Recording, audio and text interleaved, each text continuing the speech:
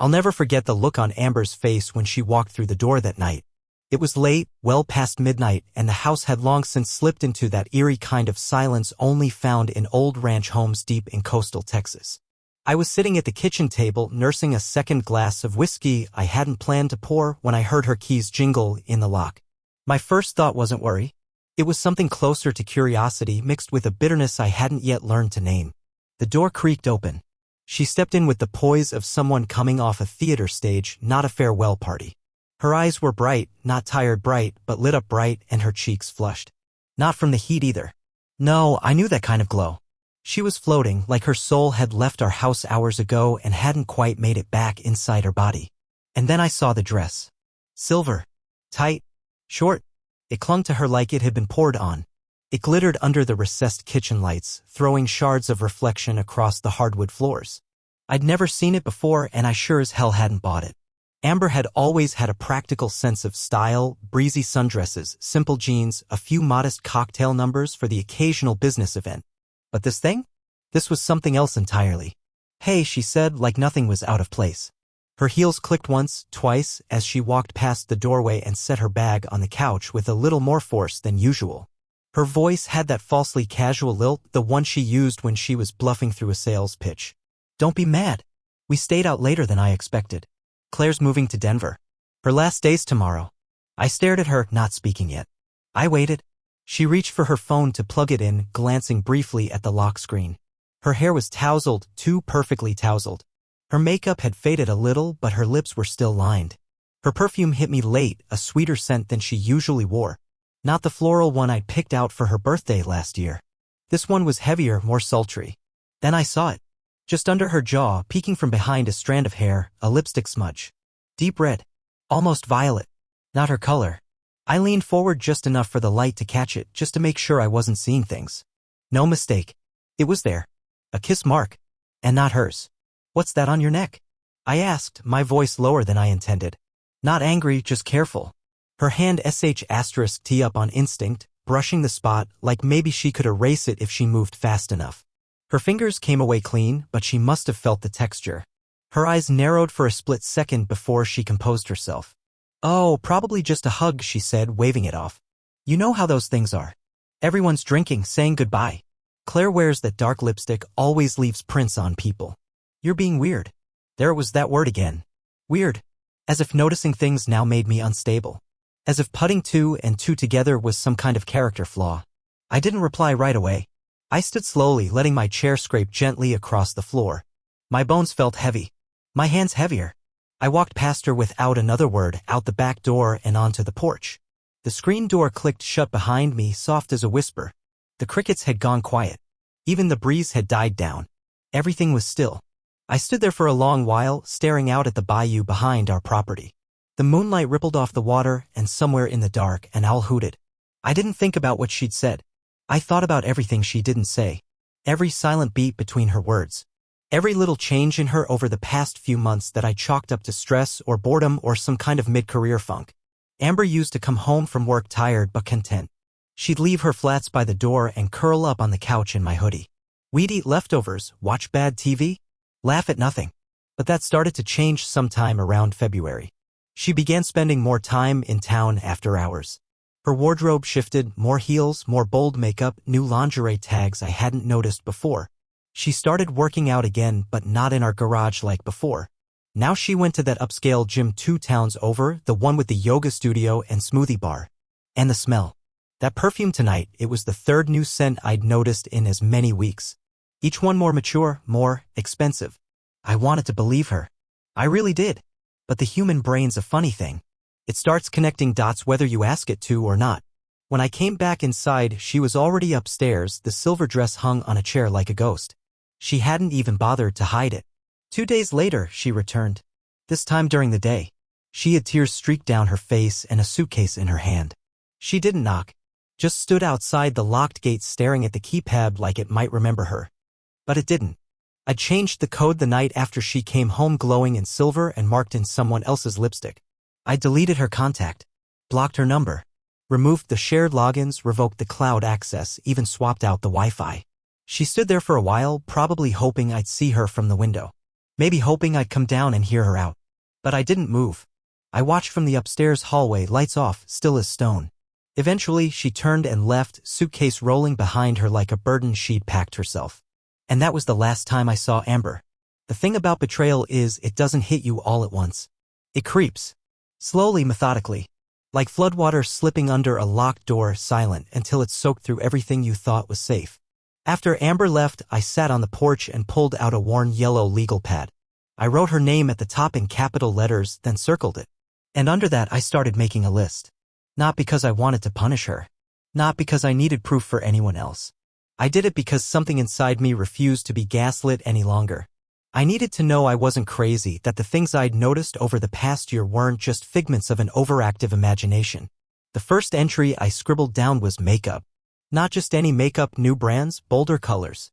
Amber used to keep it simple. Neutrals, soft shades.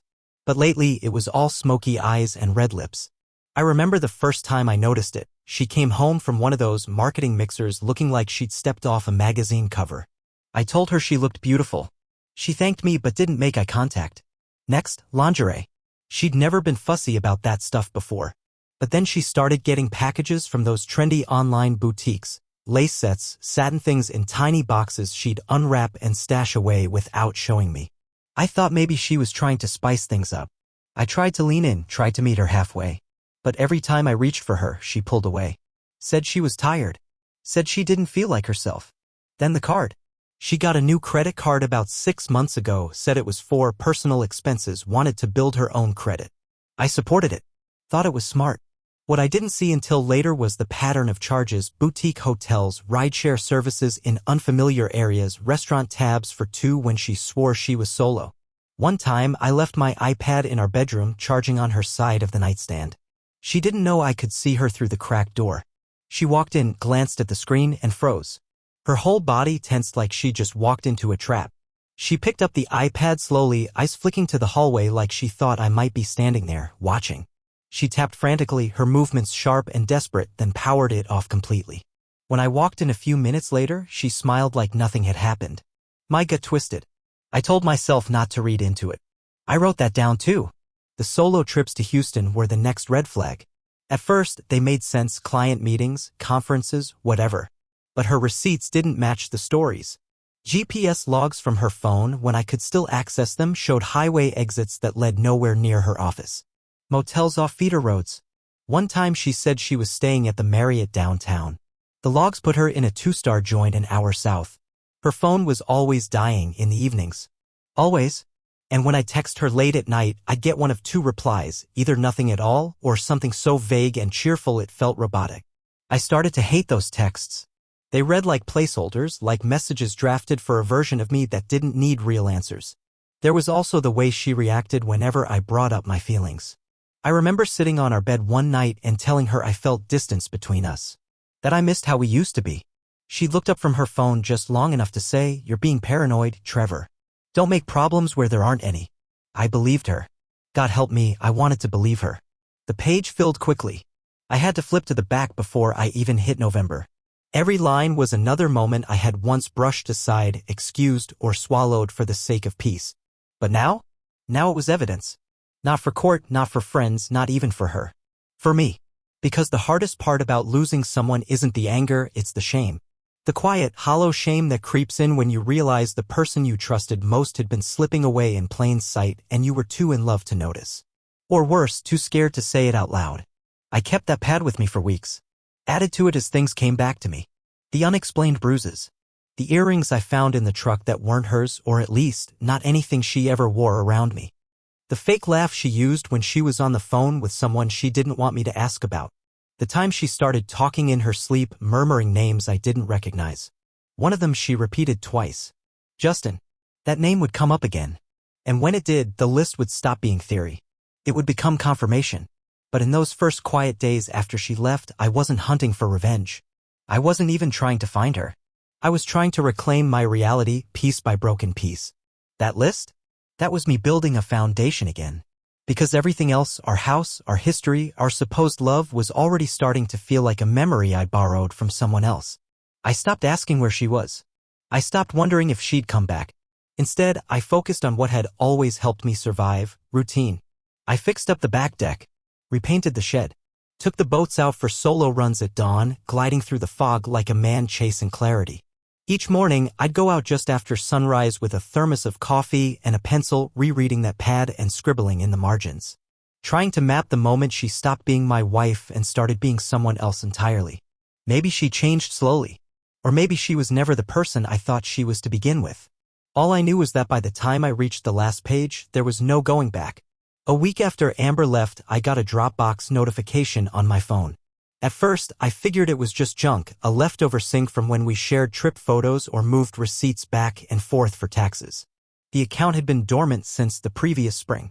But that morning, there it was, new files uploaded to shared folder/memories.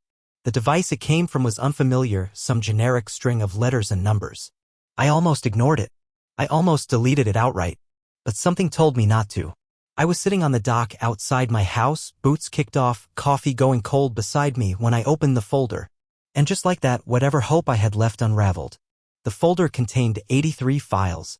Photos, videos, *TS. Some dated months ago. Some recent. Each one more damning than the last.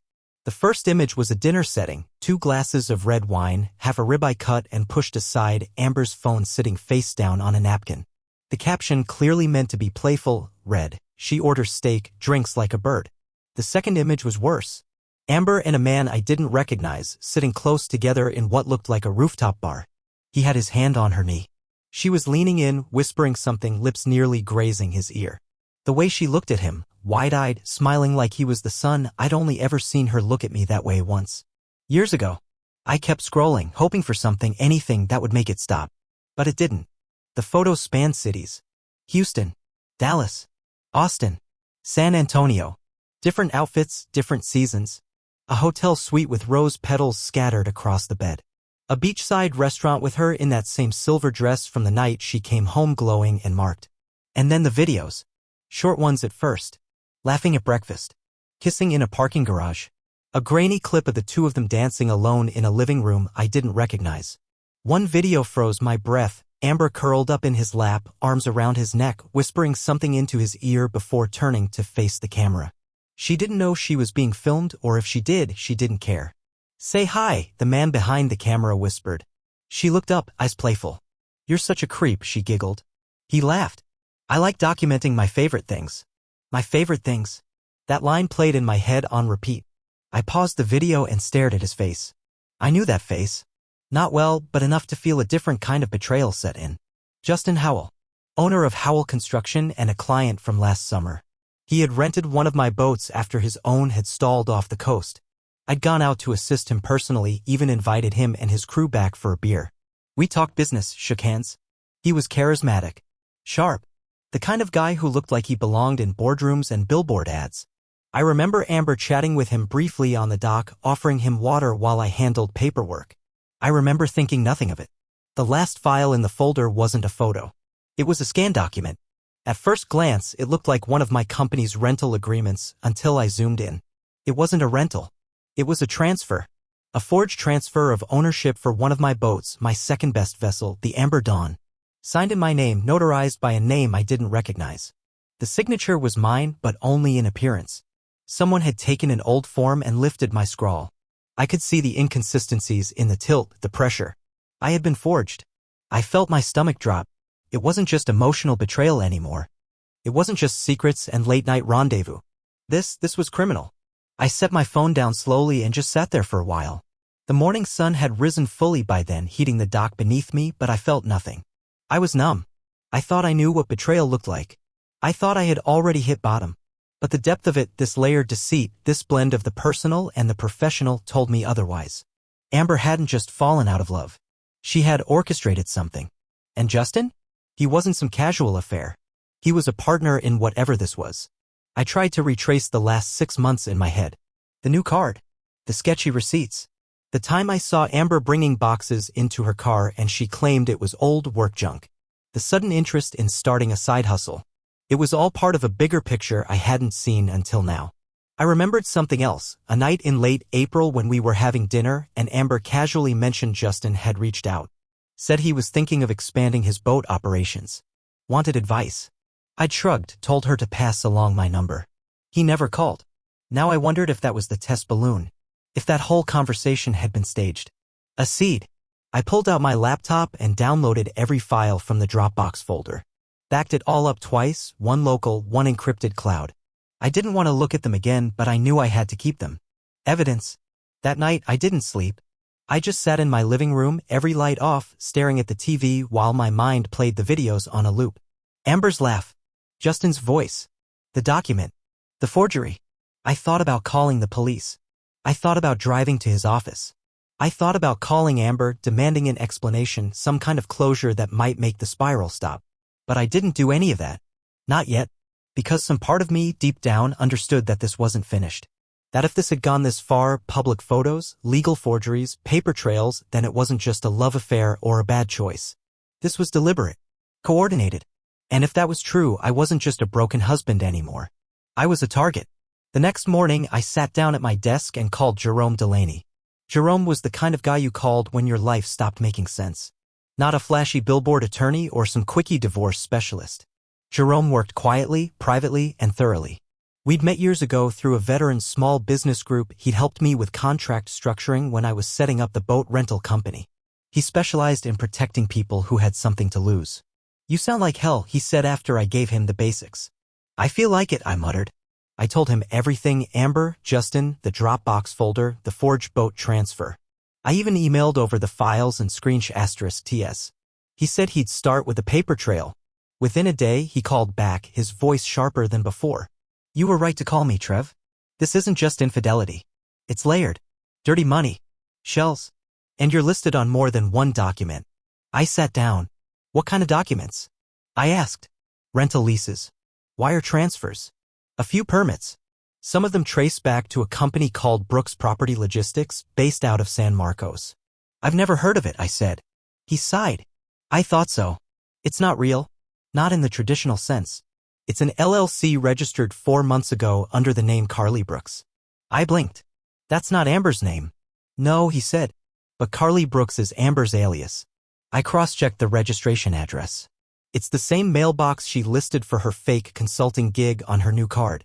The trail leads right back to her. It felt like my stomach dropped through the floor. He continued, the name's been used to create accounts in at least 2 banks, one in Austin, one in Colorado.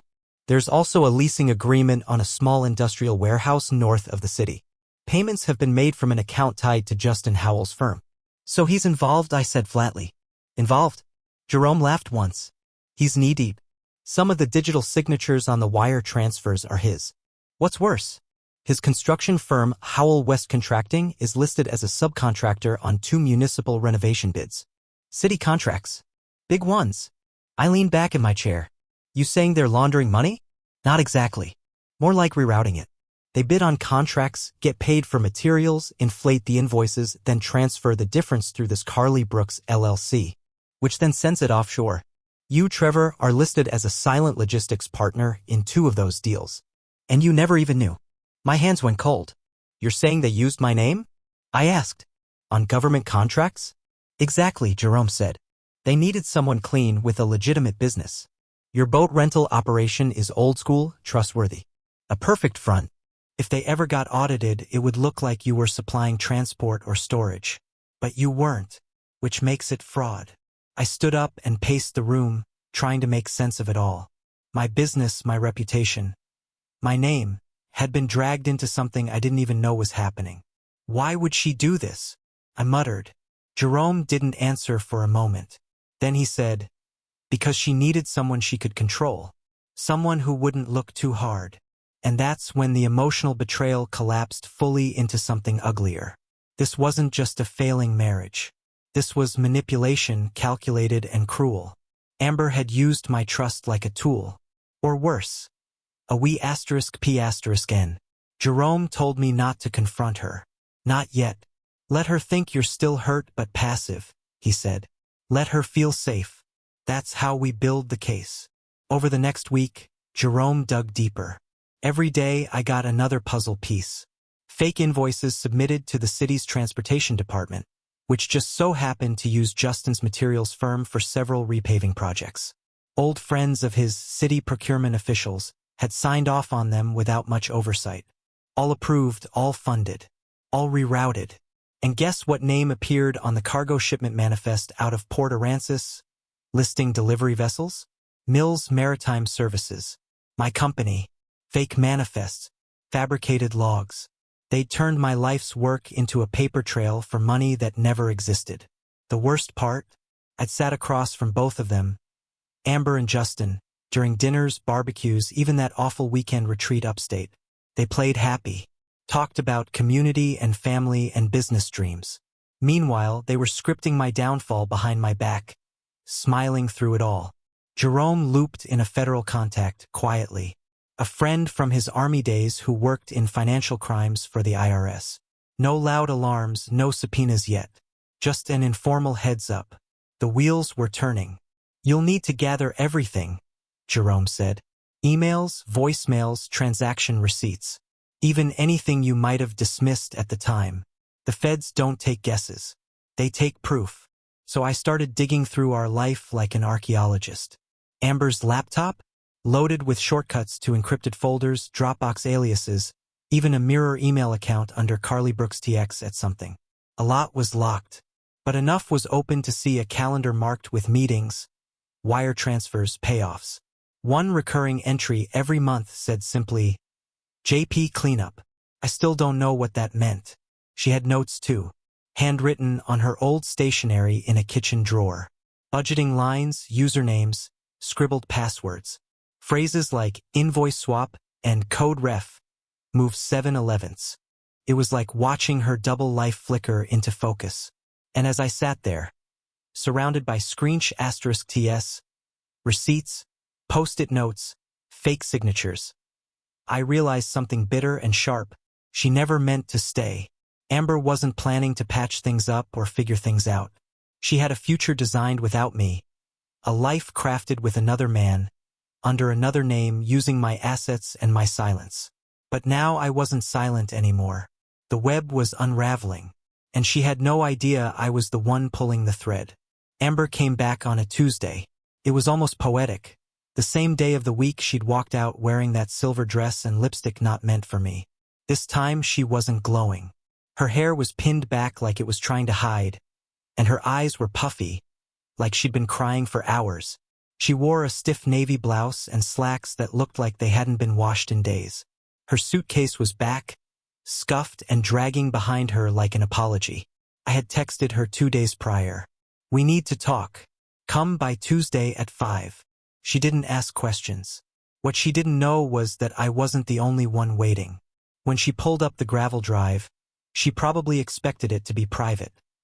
Maybe one of those messy, drawn-out confrontations where the betrayed husband unravels and begs for answers. Maybe she thought I'd be shattered, or worse, forgiving. But when she stepped through the front door, her whole body jolted. Our house wasn't empty. In the living room sat her mother, knees tight together, rosary clutched in her hand like she could ward off what was coming. Next to her, Amber's father stared down at the hardwood floor, elbows on his knees, mouth a flat line. Her younger brother Jacob leaned against the wall, arms crossed, refusing to look at her. A few of our mutual friends were there too, Tasha and Elliot, from our old community group. People who had known us for years. People who had believed in us. Amber blinked. What is this? Her voice cracked. She sounded 14 again, caught sneaking out past curfew. I stood up slowly and gestured toward the dining table, where I had set everything up. My laptop was connected to the flat screen on the wall, the screensaver frozen on a single phrase. The truth matters. Sit, I said. She didn't move at first. Then she did. I started the slideshow. The first image was a photo of Amber and Justin from that rooftop bar, the one with his hand on her knee. I didn't say a word. I let the silence do it. Slide 2, the dinner receipt from Houston, timestamped 8:43 p.m., 2 weeks after she told me she was at a team retreat. Next to it, a hotel receipt under the name Carly Brooks. Her mom gasped. Her father's jaw tightened. Amber's eyes darted toward me, pleading. Slide 3, the video, the one where she sat on Justin's lap, whispering in his ear. His hand curled around her waist. The sound of her giggling. You're such a creep, she whispered on screen. Tasha flinched. Trevor, Amber said, breath-catching. This isn't fair. This is private. Not anymore, I said. Not when you dragged my name into fraud. Slide 4 was a scanned copy of the forged transfer document, the one that tried to give Justin ownership of my boat. My name was printed at the bottom above a signature that looked like mine, but wasn't. I had highlighted the discrepancies. The fake notary stamp. The mismatched address. The same P.O. box listed on the Brooks Property Logistics, LLC. Slide 5, a chart Jerome had helped me build. It mapped the money trail, city contracts, inflated invoices, offshore wires. Everything funneled through Carly Brooks. A web of lines connecting Amber, Justin, Howell Construction, and the fake LLC. My company was placed squarely in the middle. Her brother Jacob stood up and left the room. Slide 6, her handwritten notes. Budget margins. Username lists. Passwords. A highlighted phrase, MMS shell confirmed. Mom, Amber said, shaking now, please make him stop. Her mom just wept silently, rosary clenched. Final slide, I said. It was a side-by-side comparison. On one side, Amber's legal signature, taken from our marriage license. On the other, the forged one used to transfer my boat. The differences were obvious now. The room was still. Airless. Amber stood up abruptly, knocking her chair back. This is insane, she yelled. This is a smear campaign. You can't, this isn't even admissible. It's circumstantial. Not to a federal agent, I said. Her eyes widened. What? Right on cue, 2 figures stepped through the front door. Plain clothes, but badges clipped to belts. They didn't say anything at first. Just walked forward calmly and handed her a white envelope. Amber read the first line. It was a federal summons for fraud, forgery, conspiracy. No, she whispered. No, no, no. You can't be serious. One of the agents spoke. You have the right to remain silent. Her legs gave out.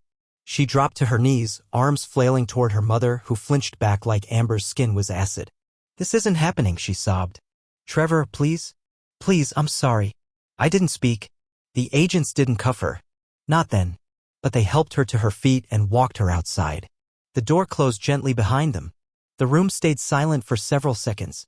Amber's mother tried to speak, but only managed a choked sound. Her father stood slowly and nodded once at me. Then he walked out too. It was over. At least this part. Amber's arrest wasn't headline news. Not at first. But in a town like ours, word spread faster than wildfire in summer. One day she was a respected marketing coordinator and wife of a small business owner. 2 weeks later, her mugshot T was buried in a federal indictment alongside Justin Howell's. Justin tried to run. He booked a one-way ticket to Panama the day after Amber was served. TSA flagged him at the airport and federal agents picked him up before he could clear security. His laptop was seized along with a burner phone filled with offshore account access logs. He didn't say much, but his silence didn't protect him. The evidence was too thick. Amber, on the other hand, sang. She cut a plea deal within a month. Gave up everything, names, dates, wiring routes. Her cooperation shaved years off her sentence, but it didn't save her from the verdict. 3 years in a federal facility for fraud, conspiracy, and forgery. Minimum security, but prison all the same. Watching it all unfold didn't bring me joy. I wasn't interested in revenge. But I needed resolution. I needed the world to know I hadn't been paranoid, that the woman I trusted had done something calculated and cruel. With Jerome's help, I reclaimed full ownership of my assets. Amber had tried to forge transfer contracts, but those were legally void. The court awarded me back the Amber Dawn along with restitution for lost income and damages. Something strange happened in the weeks that followed. People started showing up. Not just old friends, but neighbors, business owners, even clients I hadn't heard from in years. They'd bring coffee, shake my hand, ask if I needed anything. Word got around that I hadn't just survived a marriage collapse, I'd survived a full-on financial ambush. Amber's mother started volunteering at the county outreach center. She never reached out directly, but I heard from mutual friends that she told others we failed him. Trevor didn't deserve any of it. I didn't disagree. 2 years later, I was standing on a stage in Austin, speaking at a business recovery conference. My beard was longer. My posture straighter. The title beside my name read, Trevor Mills, Business Recovery Consultant, Veteran, Founder of Mills Recovery Point. Mills Recovery Point wasn't just my company anymore, it had become something bigger. What used to be a simple boat rental shop had transformed into a nonprofit center for financial abuse victims. We offered legal clinics, business seminars, and even boating therapy for people trying to rebuild from betrayal. I worked with the Coast Guard on fraud prevention training. I spoke at universities. I mentored small business owners starting over after partnerships had gone south. Somehow pain had become purpose. I never remarried. Not yet. I dated cautiously. I made peace with my own judgment. I learned that people fail you, but that doesn't mean you failed them. The house was quieter these days. I kept the porch light on longer, brewed stronger coffee, and built a small dockside garden. I didn't erase Amber from my memory, but I no longer flinched at the name. Above the new entry gate at Mills Recovery Point, I had a wooden beam engraved with the words that carried me through the darkest nights. Never rebuild on the same soil where they tried to bury you. And I meant every word.